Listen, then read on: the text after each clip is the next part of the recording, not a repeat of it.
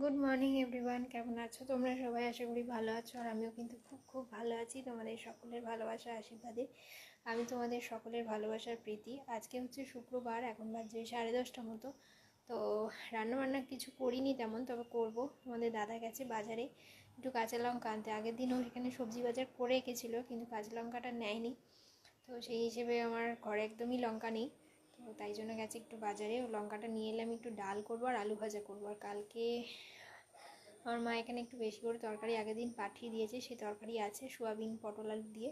তো ওটাই হয়ে যাবে। রাতে ভাবছি লুচি করব। কালকে রাতেও লুচি করেছিলাম, কারণ ওখান থেকে এলাম যখন দুপুরবেলা, মা একটু ময়দা মেখে দিয়েছিল, লুচি খাওয়া হয়েছে রাতে।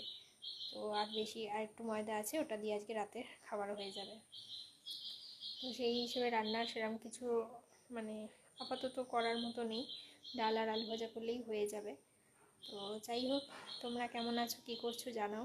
আজকে হালকা হালকা রোদ উঠেছে, মেঘ করেও রয়েছে, তবে বৃষ্টিটা আর হয়নি। তো দেখা যাক, দুপুরের দিকে আবার বৃষ্টি হতেও পারে, কারণ মেঘ রয়েছে আকাশে। তো চলো, এই আর কি, রান্নাবান্না শুরু করি, পরে আবার আসছি।